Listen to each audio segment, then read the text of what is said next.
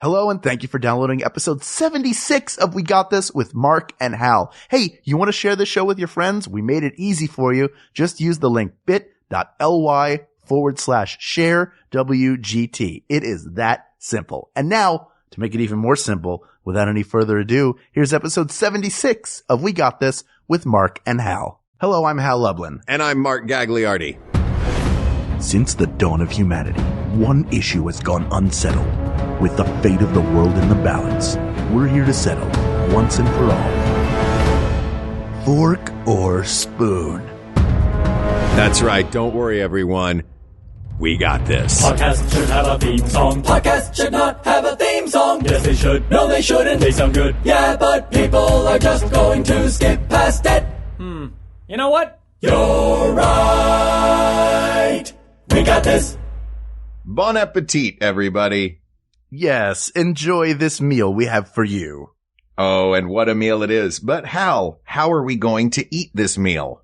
Well, that's the question that Sandra Darty asked us, our friend. Well, Sandra Darty, your question was, it was simple. It was 3 words. Spoon or fork. Yeah. And I feel like there's a very simple answer to this one, Hal. I know we said we were going to do a whole episode about this. Well, really, we can just answer this and then just talk to each other if you want. Okay, but before we do that, I just want to, before you hand down a judgment, I just want to take the spork off the table. Yeah, no, this is spoon or fork. Come on. Let's not be, KFC eaters about it. Some people are like that, though. You give them a binary choice, right? And then they feel like they have to get clever, like they're in an escape room. You and I are 2 of those people, by the way. Yeah, of course. That's why I'm saying game recognizes game. But that's not what we do here. We don't try to find a clever way out. We dig in our heels and roll our sleeves up and we get the job done. Yeah. I am digging my heels into a linoleum floor underneath a cafeteria floor right now. That's what I'm digging my heels into, sitting with my tray in front of me and my plastic fork and my plastic spoon. No, I'm kidding. I eat off china with real silver. And I only use chopsticks. We could add chopsticks to the list. No, that wasn't the question. Yeah, that wasn't. See, again. I know. We are those people. Have you ever done an escape room, by the way? Like, have I ever been forced to escape from a room that I didn't want to be in? No, not like were you like Arnold on Different Strokes and the guy fooled you into thinking that you were going to watch the moon landing and then duct taped you to a bed. I mean, like, have you ever done one of those experiences where you pay money to solve a series of puzzles and escape a room filled with actors? 2 things, Hal. 1, no, I have not, but you and I both have done the LA Amazing Race, which was a lot of fun. True. And, sorry for buzz marketing, but if you want to do it, it's really fun. Also, is that a real episode of Different Strokes? Oh, yeah. I think it's a 2-parter. Is that the sexual assault episode? I think it's similar. I don't think he's assaulted in it. Maybe he is. It's like, I mean, he's duct taped to a bed. Yes, but he's like kidnapped there. And I think the guy, maybe that's the threat of what the guy was going to do. That part escapes my memory. I do remember that he uses the edge of a bookcase to cut through the tape and then escapes through the fire escape because it's New York and there are fire escapes everywhere. Yeah. He's a smart kid. But like, he really wanted to see that spaceship. I think it was a shuttle launch. Like he wanted to see. I was going to say the moon landing. Wait a minute. Well, what year do you think the moon landing happened, Hal? Well, I don't think it happened at all. You see, Stanley Kubrick clearly directed. If you look at the flag, it is being held up by strings. Yeah. Is there anything that you want to see so badly, even as a child, that you would have let a stranger just like go like, hey, come up to my apartment. I seem trustworthy. I don't know. When I was a kid, I was a pretty trusting kid. I mean, it could have been as simple as, hey, do you want to see the Thriller video? I'd be like, yeah, sure. You got snacks? See, that's that child Mark that I saw in that, Perros, what is it? Amigos Perros Pepe? Is that the name of it? The show was called Amigos. I I'm not going to say child star, but I was the lead kid on a PBS children's show that taught Spanish in like 91. And the woman who was the lead on that show, Nelly Galan, went on to found HBO Latin or Latino, Spanish language HBO, and also then was the CEO, I believe, of Telemundo. So she did well for herself. May all people who learn Spanish from her do as well with the language as she did. And is she of Hispanic or Latino descent? She is, yes. Okay, I think she was also on The Celebrity Apprentice or The Apprentice. Really? And how do you say that in Spanish, Mark? Man, I'll never run Telemundo. Now that does put me 1 degree of separation away from Donald Trump. Oh, thank goodness. Brag that one out. Yeah, you've heard of him, right? Just barely. I only know him from The Apprentice without celebrities. Oh, yeah. Regular Apprentice. Yeah. Sad businessmen and women. The worst. But anyway, in that, how are you? Hold on. Wait, we're not moving off of Amigos. No, I'm just gonna keep, There is you shared a clip that you showed me a clip, which I then leaked out onto the internet, where you're saying, you're a real pal. I am. This is what's best for you. When you're on Telemundo with your own show, you can thank me. But you're saying like, gracias. See, you remember. It's there. It's just like riding a biciclito. Come on, buddy. You're helping. You, sir, are no Tim Kaine. That's true. You're helping cook arroz con pollo. And you say something. I think it's when you say bananas. You say plátanos, and you hand them to her, and you make this look with your face that is like a signature mark look. That is that idea of like, all right, I'll go with you into this dungeon. I really want to see that Thriller video. I heard he has cat eyes at the end. Oh, I thought that I looked kind of stoned in that picture. I mean, I was 9 or 8. Yes. But, that was really 91 signature face. Yeah, maybe 89, 88. It looks somewhere between 88 and 92. I gotta guess it's 88. Yeah. You have an 80s look to you. Hey man, I still rock the 80s look. My hair is currently feathered and I'm sitting in that Farrah Fawcett pose. With your white bathing suit on? Yeah, one knee up. Hey, I couldn't tell, as of this recording, you had just done the Thrilly Adventure Hour show in Brooklyn. I was looking at some pictures. Yes, and we missed you. I missed you as well. I was in Comic-Con spreading the word of We Got This around. And I noticed, have you cut your hair yet? I have. Okay, because I couldn't tell. It still looked long. And I saw it's much longer than it has ever been in my life, except when I was a kid. Are you just growing it out because you can right now? Because why not, right? Hey. I like growing my hair out. I grew it out for the play, and then I just left it long. Yeah. Hey, man, let's go watch that Thriller video, and we'll grow our hair out. Whatever. I'm going to duct tape you to this bed. All right, whatever. You didn't answer my question, Hal. What were you asking? I'm sorry. How are you? I'm doing well, thank you. I'm going to need more than that. I don't have any childhood television shows. The closest I got to have a discussion like that was when I went to Cinekid, which was a multimedia workshop for kids. And it was broadcast. They had multimedia back then, like that was a word.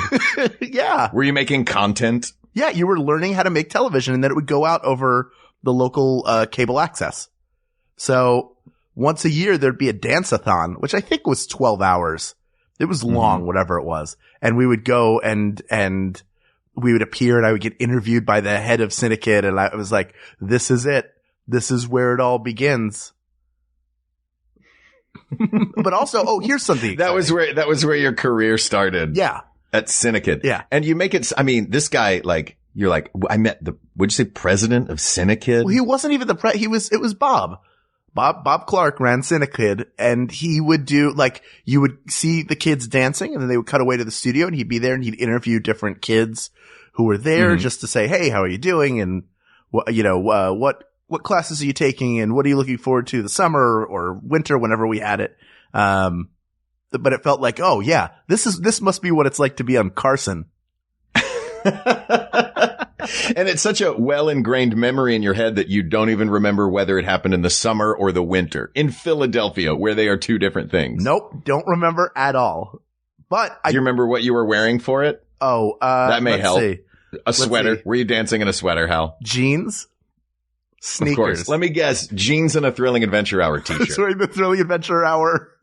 Welcome to Night Vale crossover shirt. It does not take you long to pack. Yeah, I just looked like Josh Baskin at the end of Big. And I eventually have grown into the clothes and I feel great. Hey. All right. Let's talk about our topic for today. Okay. I've been kind of just stalling and BSing with you because I really do feel like this is an easy one. It's rare that I say that. Fork or spoon. There's one very specific reason that I think one of these stands out over the other.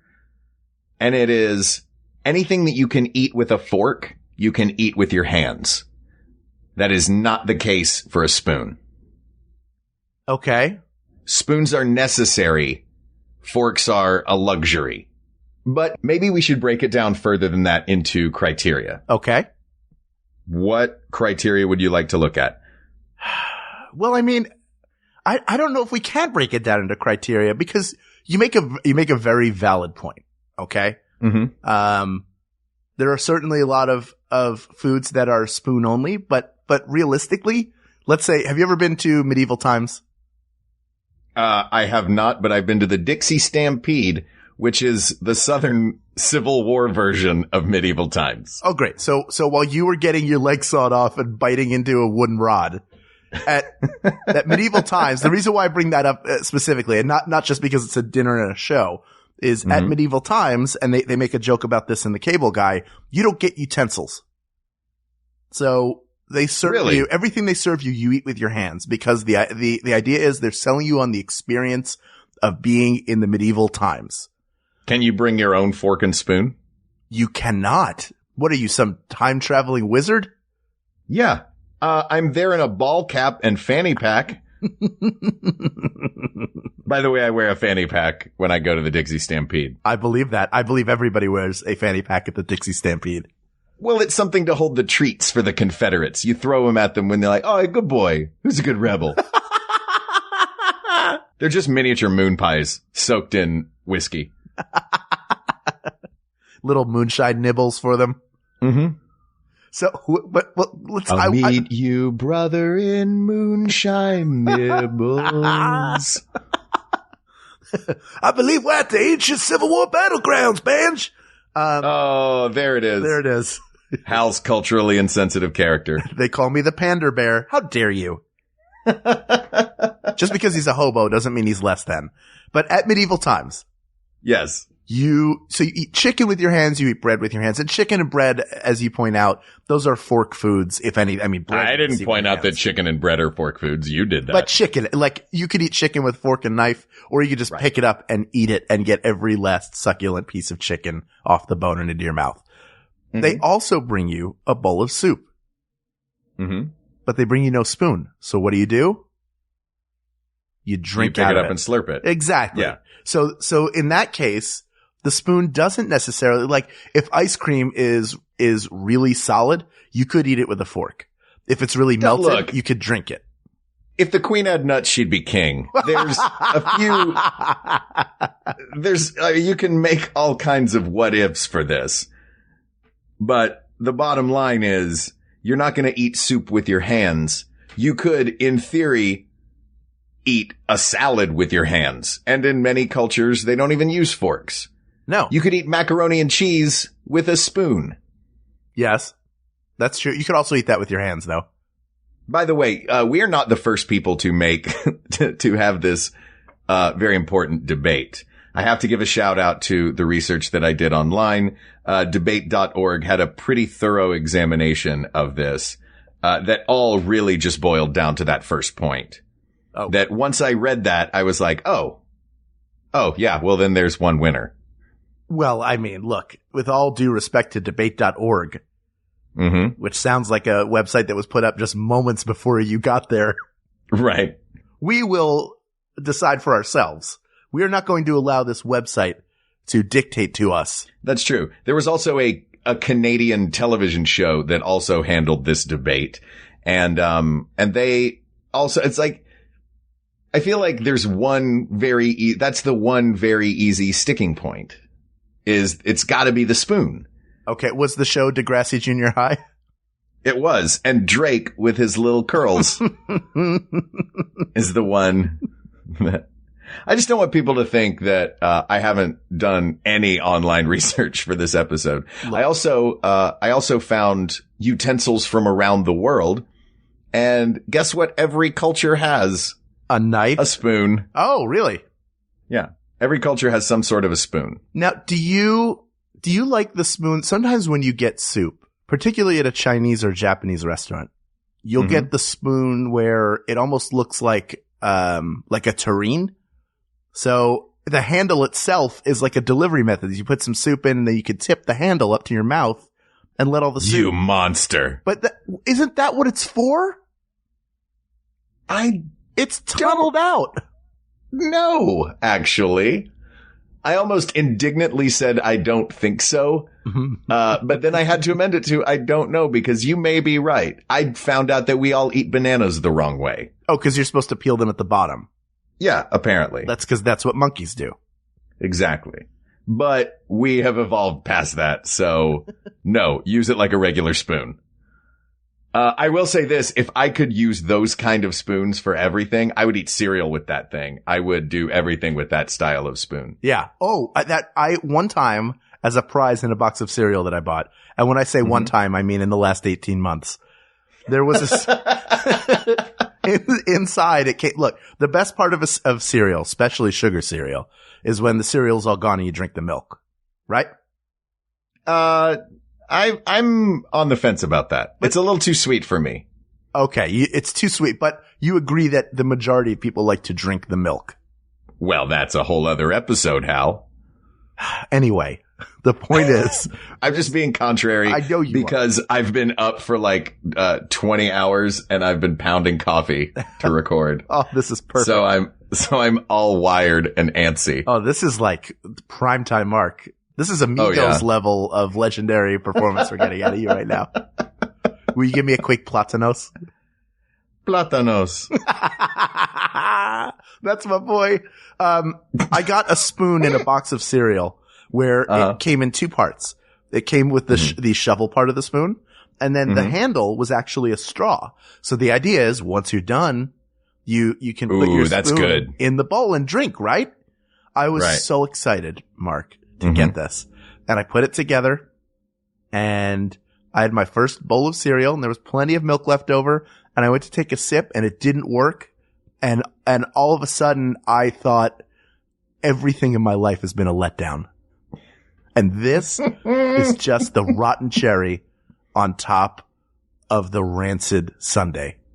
It was that epic of a fail. I just thought, like, what is life anymore? If the spoon that is a straw that gets dropped into my lap merely through the magic of a box of Frosted Flakes doesn't work, then as a society, how are we going to survive? I'm hung up on the fact that a spoon came in two parts. They couldn't just make like one piece of molded plastic? I'm sure they could, but that way you can clean it. You can clean one, like, I've cleaned and reused my little scoopy straw from Slurpees dozens of times. I just take it with me into the 7-Eleven. You don't need to keep that. What, did you grow up during the Depression? Well, I grew up during my depression. And you can see that all play out on Amigos. And you can watch it on the DVD player on the back of the front seats of the new Toyota Yaris. Our first 2 episode sponsor. But yeah, look, the engineering of things that come inside of cereal boxes is rarely any good. What is the best cereal box treat that you ever got? I was going to ask you the same thing. And I have to say I have to say it's that spoon because I had so much. Oh no, you know what? Forget that. The best prize I ever got in a cereal box was when the new Star Trek films came out. The original, the original of the new. So Star Trek in 2009 when that came out, I think it was Kellogg's. They had. By the way, I love that this happened in 2009. What do you want from me? I have nothing left to hide of who I am to this podcast. I get audience. you. I can't even pretend like, well, I know this is a little weird. No, I not only did I get this toy in the cereal, but I bought the cereal because I wanted the toy inside, and that's being an adult. But it was, the Starfleet insignia, and it lit up. You pressed a button on the back and it lit up, and there was one, there's a yellow one for command, and then the blue one for science medical, and then the red one for engineering. I like that. What about you? That is like a legit requiring batteries kind of prize in a box. I think it had like some small battery inside it because it lit. I didn't have to put a battery in, as far as I can remember. Mm-hmm. What about you? I got and I know maybe I just have a weird thing with these that I like them because I think I mentioned on another episode. I love free records. Sure. There was a box of Fruit Loops that I had when I was a kid that came with a little cardboard record, and you would put it on your record player, and it was Toucan Sam singing a Follow Your Nose song along with like radio comedy, or just like, a little audio story from Toucan Sam. I mean, it wasn't like a classic radio. It wasn't Toucan Sam doing Dragnet, but, just the facts. I don't even know if that's what he sounds like. The names and faces have been changed to protect the innocent. By the way, I don't know why they need to change the faces on radio. Anyway. What is happening to our show? Is there any fork food that you cannot eat with your hands, or you just would not? I mean, I said before you could, but salad seems, a little odd to eat with your hands. Yeah, I mean, I will say when I have salad, I have a little Doctor Who spork where the handle is a sonic screwdriver, and I love it because it's a spork, not necessarily the Doctor Who part. Because anything that can get food into my mouth, I'm all for it. And does your utensil drawer just look like a toy chest? I'll never tell. But I'll just go over to your house and look. Yeah, you could just come look. But I eat salad with it because it combines. I can spear the lettuce because you can't spoon lettuce out of stuff, and yeah, you don't want to eat it with your hands. All right, we're just saying you have a utensil, whatever it is. Obviously, certain foods fit certain things better, but the good thing is the fork part of the spork lets me spear the tomatoes. I have never been able to spear food with a spork. The tines are too short. Yeah. Oh, you have to like really go for it. You essentially are cutting it in half. Yeah.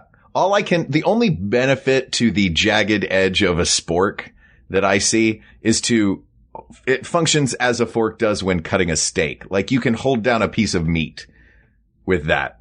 Right. But the tines are not anywhere near, but we're not talking about the spork. We promised ourselves we wouldn't do that, Hal. I know, but I'm just showing a time where the spoon is not optimal. Sure. There are many times that a fork comes in handy.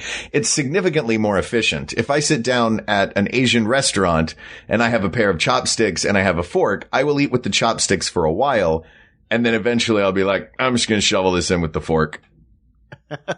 Yeah, I can't eat because even like if you have a bowl of rice and you're eating it with chopsticks, eventually you just have to put the bowl up to your mouth and scoop it in. Right. Can I tell you my weird thing with chopsticks that's going to make me sound like a crazy person? I can't wait. Are you kidding? I often will get you get the takeout chopsticks where you have to break them in half. Sure. And there are two different versions of that. The good version is it's two separate chopsticks and they're only connected on the bottom where there's like a little part that is squared off. The rest of it is round and you just have to break that part in half. Those chopsticks I'm fine with.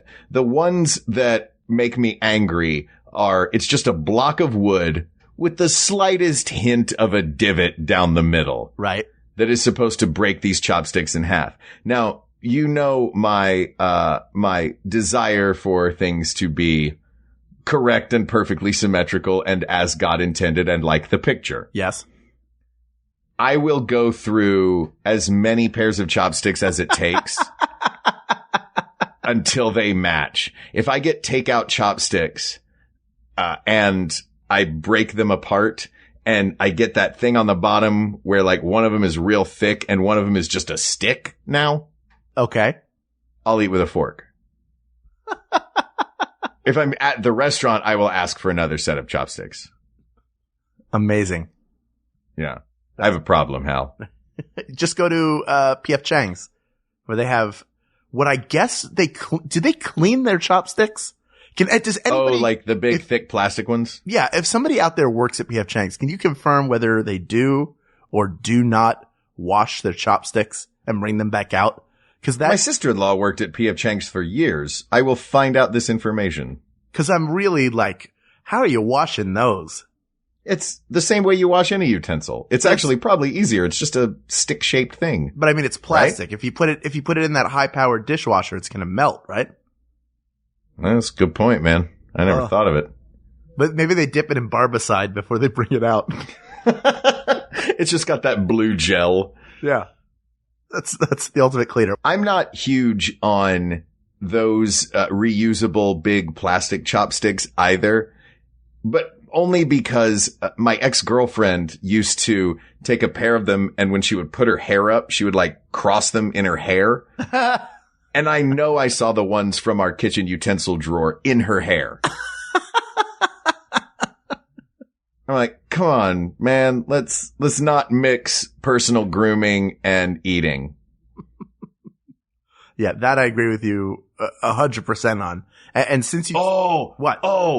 Real quick. I know we have to take a commercial break. Something happened the other day that I thought it would make you so angry, and it made me laugh when it happened. Oh boy, here we go. I went to go see the movie Don't Think Twice, which is a wonderful movie about improvisation. And, I was in the theater before the movie, and we had gathered up all of our popcorn and drinks and stuff. And I set them outside because I'm not going to take popcorn and a drink into the bathroom. Right. I go into the bathroom and I'm standing at the urinal, and a guy comes in with his popcorn and just balances it on top of the urinal while he pees. And then takes it out the door with him. And the only thing I thought that whole time was, oh, this would murder Hal. Oh, that's so gross. You know what that's going to murder is that guy who eats the popcorn. Why doesn't he just urinate right in the bucket and then shovel it into his mouth? Hey, urine is sterile. Why doesn't he have every single stranger at that movie theater urinate into his popcorn and then put that in his mouth? Wow. Let's not get that mad at this guy, Hal. I just thought it was an anecdote. I'm just disappointed. Anyway, the only thing that's going to cheer me up right now is hearing from some of our friends at Maximum Fun. So let's hear some commercials, shall we? I'm Allegra Ringo. And I'm Renee Colbert, and we host a podcast called Can I Pet Your Dog? Renee, can I tell you about a dog I met this week? I wish that you would. In turn, though, can I tell you about a dog hero? May I tell you about a dog breed in a segment I like to call Mutt Minute? I would love that. Could we maybe talk about some dog tech? Could we have some cool guests on, like Lin-Manuel Miranda, Nicole Byer, and Ann Wheaton? I mean, yeah, absolutely. I'm in. You're on board? What do you say we do all of this and put it into a podcast? Yeah, okay. You think? All right. Should we call it, like, I don't know, Can I Pet Your Dog? Sure. All right.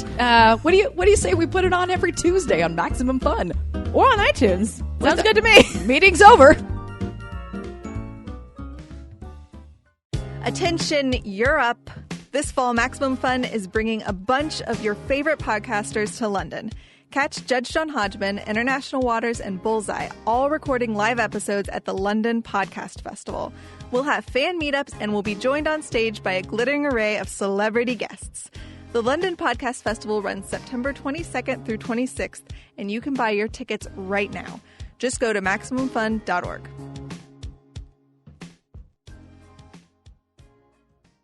I feel better now. You feel better? Good. Yeah. Did you have a bowl of cereal with your 2-part spoon? Yeah, I did. Did you ever get that 2-part spoon to work? No, I didn't. I threw it out. Sorry. I threw it out and disappointed. I wasn't even mad. I was just like, oh, I felt like Eeyore. I'm like, well, there's another spoon that doesn't work. I wound up at one point in my possession, I had a color changing plastic spoon. Have you ever seen these? No, like hypercolor? It was like a hypercolor spoon. It was an orange spoon, but when you would dip it into cereal, the cold milk would turn the shovel part of the spoon blue. I have no idea how this came into my possession. I may have, in a blackout drunken stupor, just stolen it off a toddler. But, it was one of those things that I always saw in the drawer. That was the only, like, comedic, fun thing in my utensil drawer. I think. There may be more fun. So what's the most fun thing in your utensil drawer? I think it's that spork. I mean, fun for me. That spork? I mean, we have, this is the other side of me. First the child side. Then it's, we have these pure silicone spatulas. Like they're solid silicone, and they're a joy to clean and great to cook with. And that's the most fun thing I have in my drawers. All right. I like that. And for you, it's that spoon. Do you still have it? No, I lost that one in the fire. I do have, I'm trying to think of like the weirdest utensil that I have. I do have those little corn cob fork things that you put in the end of corn that are shaped like little corn. Yeah, those are great. Yeah, those are fun. I have one of those apple slicers that's like a big, supposedly universal slide this over an apple and it will slice it and core it. Mm-hmm. And it takes infinitely longer than just using a knife. Oh yeah. And the coring part is like not even an inch wide. Like the diameter is not even an inch. So yeah, it's garbage. I think the only reason it exists is to bulk up the blister pack that the set of utensils comes with. You're like, ooh, look at that. Here's a little egg slicer with wires. All right. Can we rule on this? Yep. People of the world, it's spoons. Asked and answered. Asked and answered. Oh man, I feel bad. Did we not give forks their due? I will say forks can be more beautiful than spoons. Can they? I think so. A nice scalloped I don't know. People spoon? buy decorative spoons though. They don't buy decorative forks. Nope. Still a mark against the fork. You can bend down the two middle tines and make it look like a rock and roll hand. That's true. That you can get better, but then you can turn a spoon. All right. Here's my real people of the world, okay? I'll give it another one. Okay. People of the world. When I was a young child, I was not allowed to have toy guns. My mother would not let me have them. True story. Until I was like 7 or 8. That's when I was reasonable. Younger than that, yeah, it's reasonable. When I was younger than that, I would be at my grandmother's apartment, and she had a magnet on her fridge that was just a rounded, circular handle, and it looked like the letter D. And at the flat part of the D was a magnet. So I would take that magnet and I would stick it to a utensil to make a Star Wars blaster. I want you to guess what utensil I used to make that blaster. Think it was a dumb old fork? No. You only fire one blast out of a blaster at a time. Single laser. It was a spoon. The spoon is what brings us delicious ice cream and cereal and chili. And it makes more sense to cut stuff up with a spoon sometimes than it does a fork. I hear you're like, oh, I'm having a steak. I got to stick a fork in the steak. Fine. If you don't want to be really cool and eat everything with your hands like a cave person, go ahead. Use your fork. Do you want a baby bonnet to wear too? Because that's what you are. You're a baby. Forking all your food and putting it in. You go, I can't figure out how my fingers get food to my mouth. Use a spoon. Use your hands. Doesn't matter. But no more forks. Hashtag no more forks. I'm starting a movement. Except for me. I need them. Because I like to keep my hands clean when I eat. It's very important to me. So there you have it, guys. The fork and the spoon are both very important parts of the dinner table, but only one of them can be the best. And it's the spoon. Quote, the tick. That was maybe my favorite People of the World that you've ever done on this show. Well, sometimes it's just for you. Yeah. Asked. Thanks, man. And answered. You are and welcome. Answered. Yes. I stole a little bit of that at the end. I wanted to play too. Well, you're always. You can't have all the catchphrases. I can't. You're right. Platanos? That is not a catchphrase. It will be when we're done.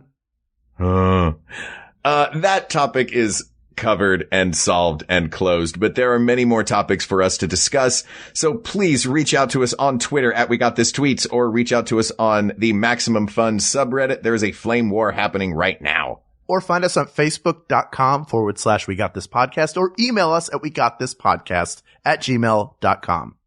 Thanks, as always, to our musicians, Jonathan Dinerstein and Mike Furman, for our score and award-winning song, respectively. Thank you to producer Ken Plume, researcher Kate McManus, graphic designer Uri Kelman, and QA engineer Jen Alba. And, of course, thank you, as always, to you, our listeners. I cannot believe you just spent, 35 minutes listening to Hal and I talk about spoons and forks. And we love you for it. And we thank you for it. And we promise we will have something at least slightly more substantial to talk about in the future, but maybe not. That's how I end all my promises. That's right. For Mark Gagliardi, I'm Hal Lublin. And for Hal Lublin, I'm Mark Gagliardi. And don't worry, everyone. We got this. We got this. MaximumFun.org. Comedy and culture. Artist owned. Listener supported.